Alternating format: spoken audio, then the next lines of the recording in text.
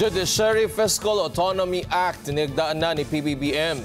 Korte Suprema ikinatuwang pagsasabatas ng panukala. Makibalita tayo kay Eden Suarez Santos. Eden. Yes, Wedge, palalakasin ng nilagdaang batas nga ni Pangulong Ferdinand Marcos Jr. ang kalayaan ng Korte Suprema sa paggamit ng budget nito para sa pagganap ng kanilang mandato. Pirmado na ni Pangulong Ferdinand Marcos Jr. ang Judiciary Fiscal Autonomy Act.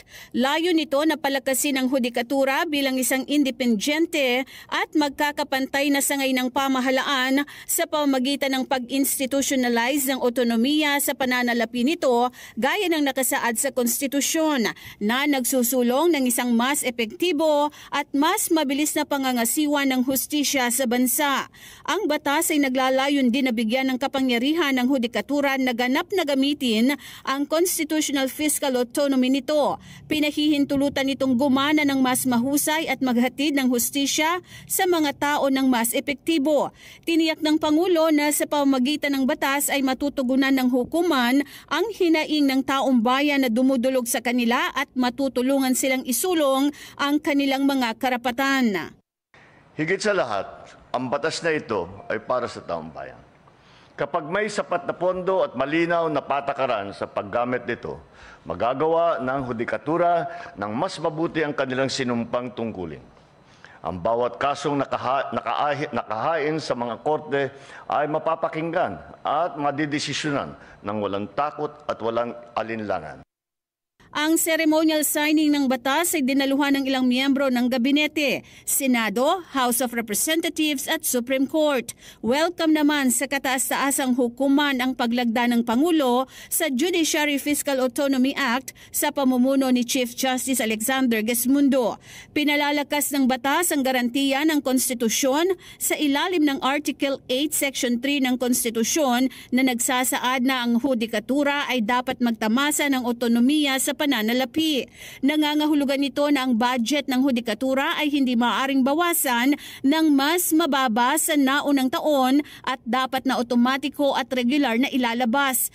Pero sa kabila ng probisyon na ito ng konstitusyon, ang mga pangangailangan ng hudikatura ay hindi natutugunan minsan dahil sa pagiging komplikado ng proseso ng budget na nakakaapekto sa mga operasyon ng SC at pagsisikap sa modernisasyon. Sa nilagdaan na Judiciary Fiscal Autonomy Act ay inaasahan na direktang isumite ng SC ang orihinal nilang panukala sa budget sa Kongreso bilang kalakip sa National Expenditure Program na inihanda ng Department of Budget and Management at ng administrasyon ni Pangulong Marcos. Tinitiyak din ng batas ang buwan ng pangangailangan sa pera ng hudikatura na katumbas ng 1/12 ng kabuang budget nito ay otomatikong ilalabas ng DBM nang hindi nangangailangan ng karagdagang papeles o pag-aproba. Gagawin naman ng hudikatura na patuloy na magsumite ng mga quarterly report sa Pangulo at Kongreso. Ang kasalukuyang budget ng hudikatura ngayon ay sumasaklaw sa parehong national at regional operations at iba pa.